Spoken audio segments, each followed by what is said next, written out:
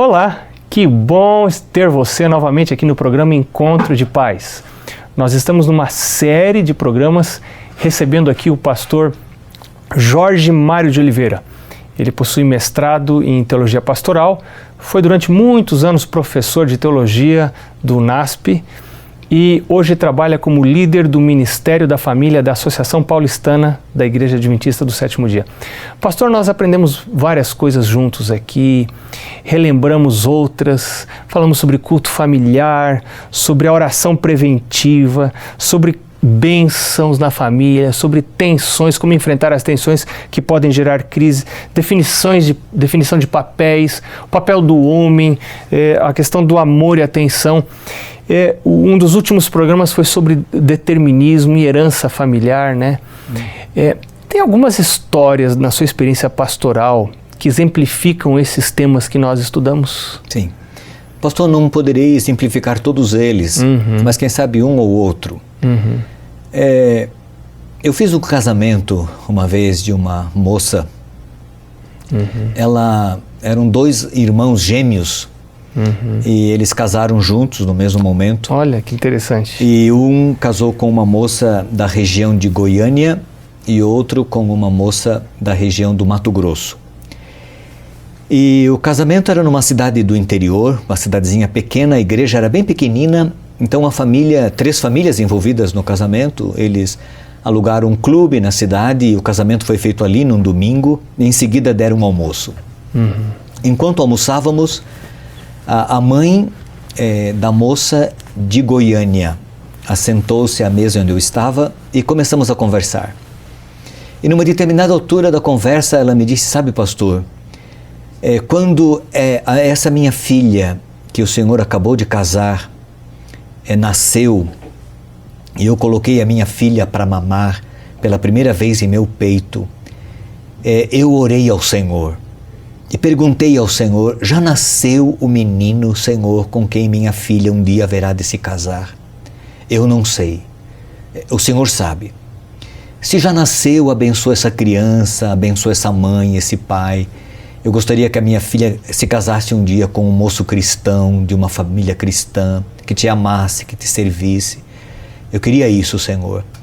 E ela falou, pastor, durante anos, sistematicamente eu orei pelo homem com quem a minha filha haveria de se casar.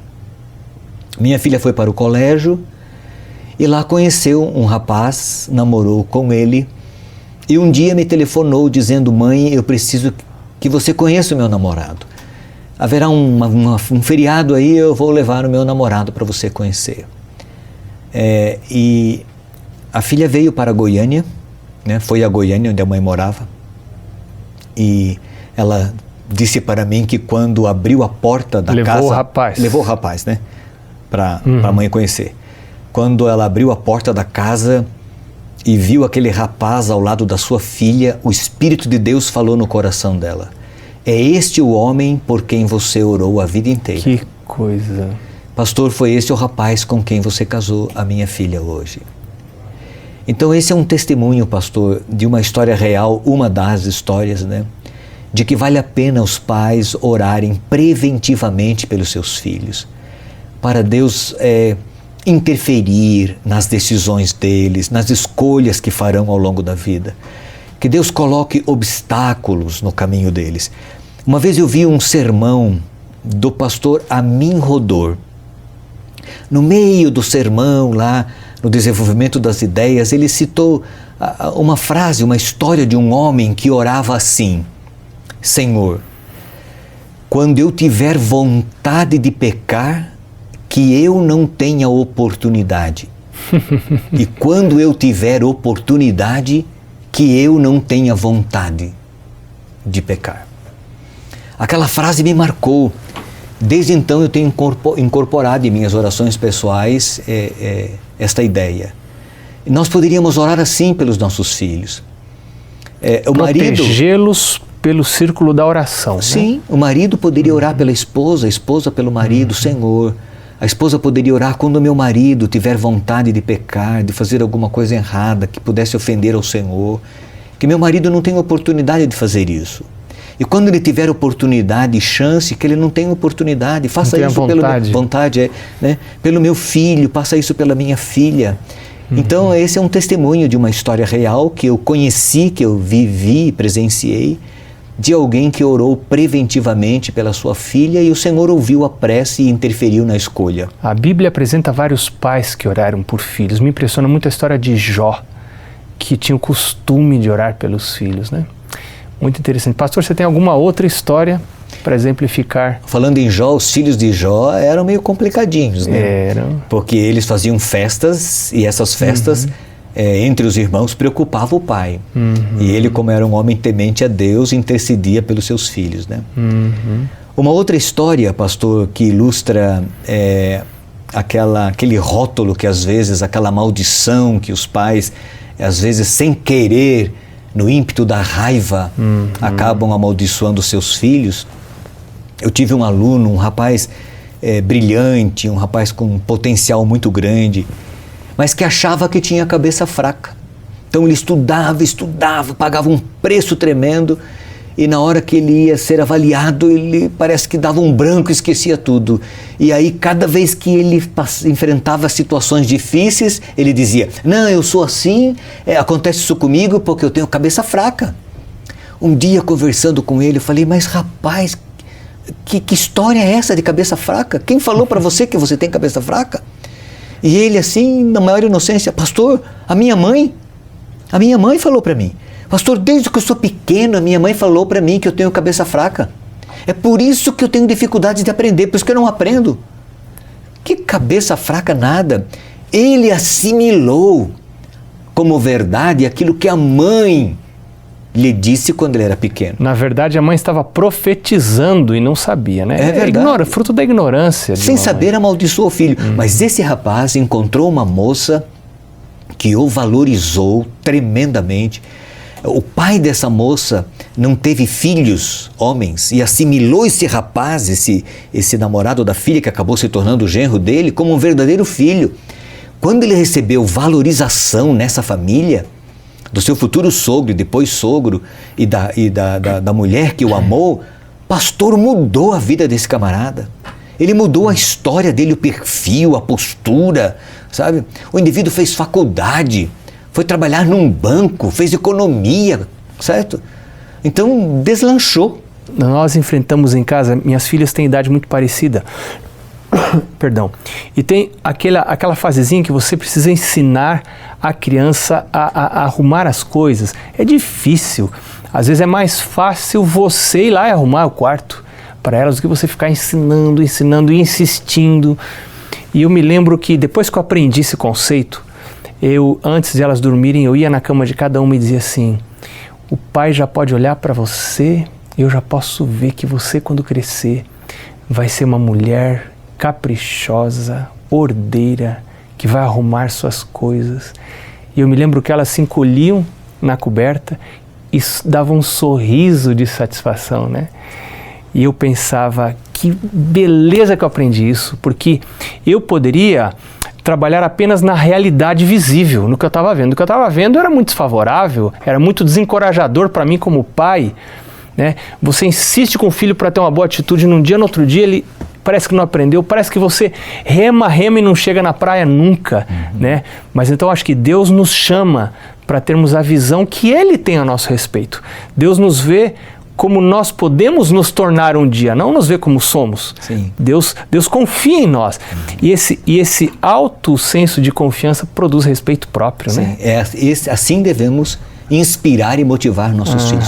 Porque eles também são seres humanos como nós. Eles também são suas lutas, têm momentos de desânimo.